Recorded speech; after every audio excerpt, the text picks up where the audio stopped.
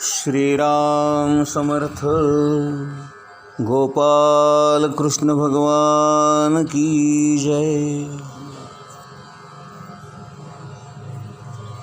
जेव्हा साक्षात लक्ष्मी देवी सुद्धा भगवंताजवळ जायला तयार होईना, तेव्हा मग सर्वांनी मिळून भगवंताचा परमभक्त असणाऱ्या प्रल्हादालाच भगवंताजवळ जाऊन त्यांना शांत करण्याची, त्यांची प्रार्थना करण्याची विनवणी केली. ब्रह्मदेव प्रल्हादाला म्हणाले, बाळ, तुझ्या पित्यावर भगवान कोपले होते आणि त्याच्यामुळे त्यांना हे महाभयंकर असं रूप धारण करावं लागलं. आता तूच त्यांच्याजवळ जाऊन त्यांना शांत कर. परम भगवत भक्त असणारा बाळ प्रल्हाद ठीक आहे असं म्हणून हात जोडून सावकाश हळूहळू भगवंताच्या जवळ जवळ जवळ जाऊ लागला आणि त्याने भगवंताकडे पाहून दुरूनच त्यांना साष्टांग नमस्कार घातला. आपल्या चरणावर पडलेलं ते बालक पाहून भगवंताचं हृदय दयेने कळवळले. त्यांनी त्या बालकाला उठवून त्याला आपल्या मांडीवर बसवून घेतले. त्याच्या डोक्यावर अभय देणारे आपले वरदहस्त ठेवले. त्याच्या पाठीवरून आपला हात फिरवला.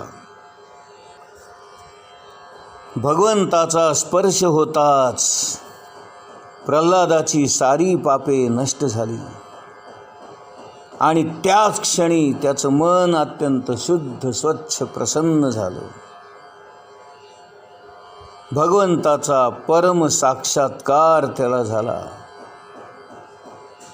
आत्मज्ञान प्राप्त झालं आणि भगवंताला त्याने एका क्षणात जाणलं. मोठ्या प्रेमाने आणि आनंदाने त्याने भगवंताचे चरण आपल्या हातामध्ये धरले. त्या चरणांवर डोकं ठेवून अत्यंत प्रेमाने आपल्या आनंदाश्रूंनी त्या चरणांना अभिषेक केला आणि भगवंताचे चरण आपल्या हृदय कमलावर धारण केले. हृदयामधून प्रेमाच्या धारा आणि डोळ्यातून अश्रूंच्या धारा वाहू लागल्या. अत्यंत भक्ती आणि प्रेमाने उचंबळून जाऊन भक्त श्रेष्ठ असणाऱ्या प्रल्हादाने भगवंताची स्तुती करण्यास प्रारंभ केला. प्रल्हाद म्हणू लागला, ब्रह्मादिक देवदेवता, इतर ऋषी, सिद्ध, मुनी यांची बुद्धी नेहमी सत्वगुणी असते, तरीसुद्धा ते आपल्या विविध गुणांचं गायन करून आपल्याला संतुष्ट करू शकले नाहीत. मी तर असुर कुळामध्ये जन्मलेला, दैत्य योनीमध्ये जन्माला आलेलो असताना माझ्याकडून आपली स्तुती, आपल्या गुणांचं गायन कसं काय बरे होणार आणि त्यामुळे आपण संतुष्ट व्हाल काय? हे सर्व गुण असणाऱ्या सर्वश्रेष्ठ भगवंता, तुला संतुष्ट करण्यासाठी माझी तेवढी योग्यता नाही, माझा अधिकार नाही, परंतु तरीसुद्धा गजेंद्रासारख्या पशुकडून आपण स्तुती स्वीकारलीत आणि संतुष्ट झालेला होतात आणि म्हणून आपण माझ्याकडून स्तुती स्वीकारावी. 12 गुणांनी युक्त असणारा ब्राह्मणसुद्धा जर भगवंताच्या चरणकमलांना विन्मुख असेल तर त्याच्यापेक्षा ज्या चांडाळाने आपलं मन, वाणी, कर्म, धन आणि प्राण भगवंताच्या चरणी समर्पित केलेले असतात, तोच खरा श्रेष्ठ होय. आपल्या मोठेपणाचा अभिमान बाळगणारा ब्राह्मण सुद्धा त्या चांडाळापुढे क्षुद्र ठरतो. हे सर्वशक्तिमान प्रभू, आपल्या स्वरूप साक्षात्कारामुळेच आम्ही परिपूर्ण आहोत. अज्ञानी पुरुषांकडून पूजा करून घेण्याची तुम्हाला आवश्यकताच वाटत नाही. तरीसुद्धा भक्तांनी केलेल्या पूजेचे आपण अत्यंत प्रेमाने, दयेने, करुणेने स्वीकार करून त्या भक्ताच्या हितासाठी, कल्याणासाठी आणि त्याच्यावर कृपा करण्यासाठी आपण सदैव तयार असता. भगवंताचा जो कोणी भक्त त्या भगवंताचा सन्मान करतो, जे काही तो भगवंताला अर्पण करतो त्या गोष्टी भगवंताकडून त्याला परत मिळतात आणि त्याच गोष्टींची त्याला प्राप्ती होते. माझ्या बुद्धीनुसार मी आपल्या महिम्याचं वर्णन करतो आहे. आपण ते गोड मानून घ्या. हे भगवन, आपण सत्वगुणांचे आश्रय आहात. ब्रह्मादिक देवदेवता आपले आज्ञाधारक भक्त आहेत. जगाचं कल्याण व्हावं, हित व्हावं, जगाला आत्मानंद व्हावा म्हणूनच आपण अनेक प्रकारचे अवतार धारण करून लीला करता.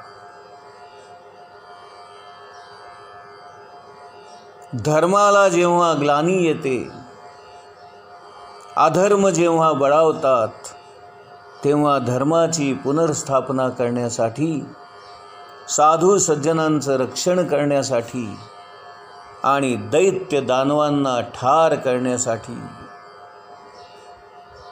आपण पुन्हा पुन्हा अवतार घेता. हे प्रभू, ही आपली या संपूर्ण जगतावर कृपाच नव्हे काय? अधर्माचा नाश करण्याचं हे महान कार्य आपल्याशिवाय कोण बरे करू शकेल? आणि आपल्या एवढी योग्यता, अधिकार आम्हा सामान्यांमध्ये कसा बरे असेल? हे प्रभू, आपण या असुराला मारलं आणि या जगाला त्याच्या जाचातून, त्याच्या कटकटीतून, त्याच्या त्रासातून सोडवलं. आता आपण आपला क्रोध शांत करावा.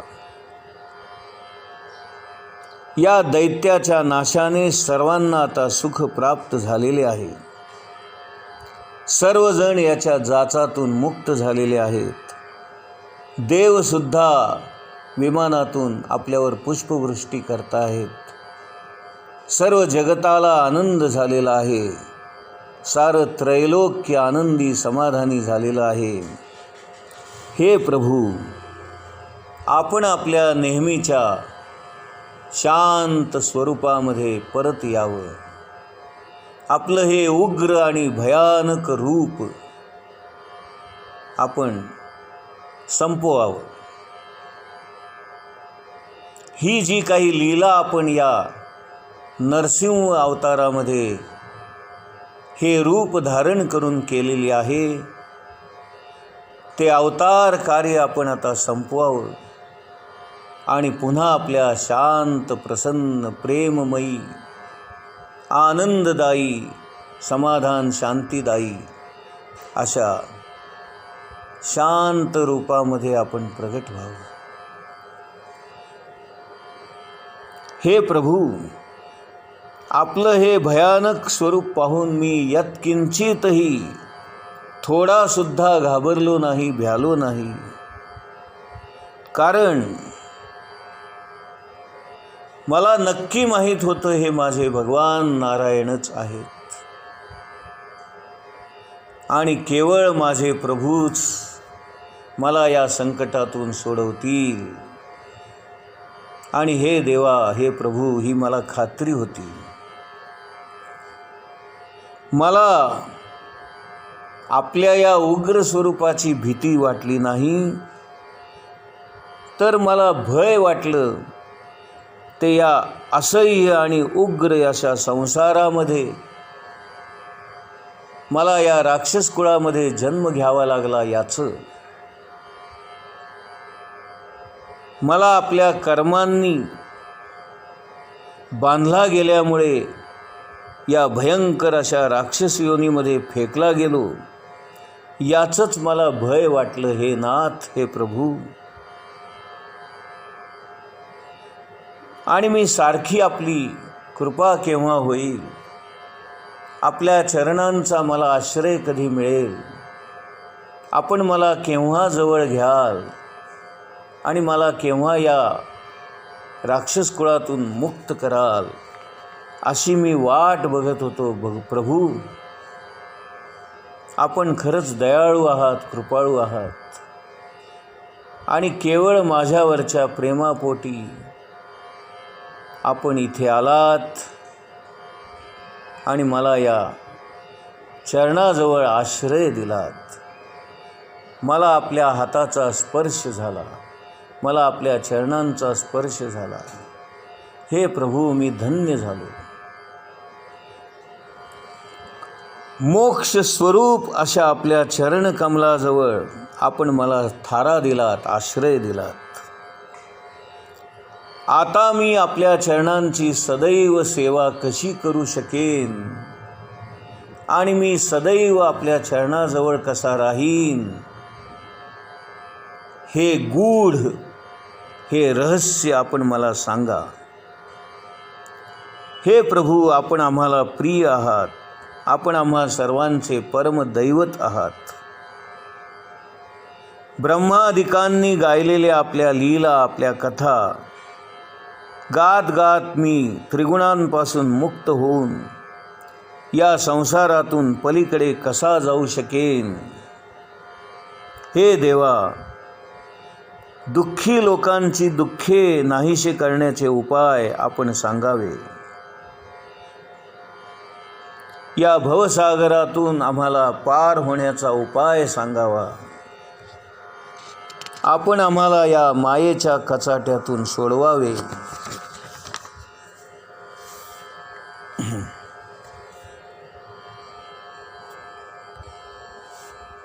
हे भगवन, मधु आणि कैटभ नावाचे दोन अत्यंत बलाढ्य राक्षस होऊन गेले.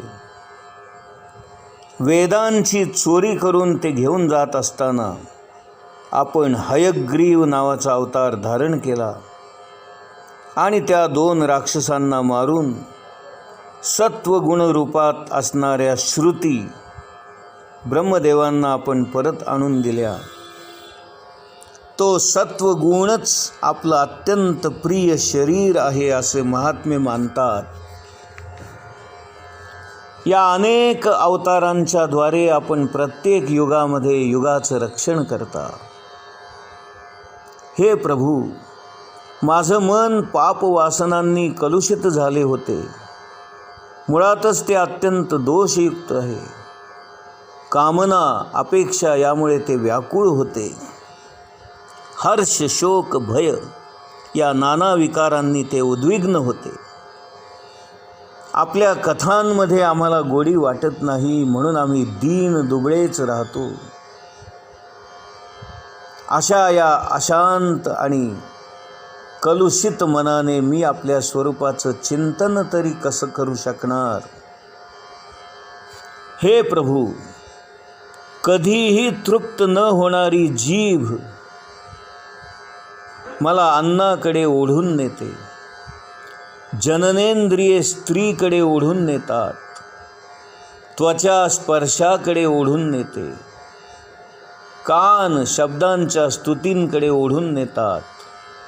आणि माझे हे डोळे सुंदर सुंदर आकर्षक रूपाकडे धावत जातात. या इंद्रियांनी आणि मनानी मला केव्हाच ओढून नेलं आहे. तर मला आपलं स्वरूप कसं प्राप्त होईल, मला अंतर्ज्ञान कसं प्राप्त होईल, माझं मन आणि माझी इंद्रिये आतमध्ये कसं वळतील आणि आत असणारा प्रभू मला कधी दिसेल. हे भगवंता, तू कृपा कर आणि आम्हाला या संकटातून सोडव.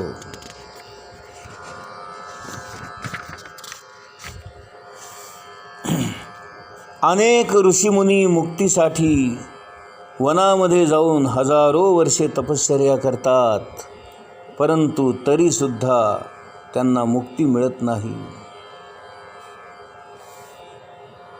मौन, ब्रह्मचर्य, शास्त्रश्रवण, तपश्चर्या, स्वाध्याय, स्वधर्म पालन, एकांत, तपश्चर्या, जप, तप, समाधी ही सर्व साधने करून सुद्धा आपलं स्वरूप आम्हाला समजू शकत नाही. आणि हे प्रभू, आम्ही आपलं स्वरूप जाणण्यास असमर्थ आहोत.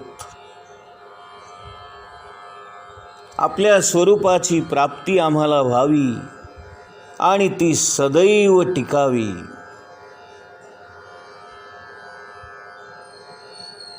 आम्हावर कृपा करा, आम्हावर कृपा करा, आम्हावर कृपा करा. गोपाल कृष्ण भगवान की जय.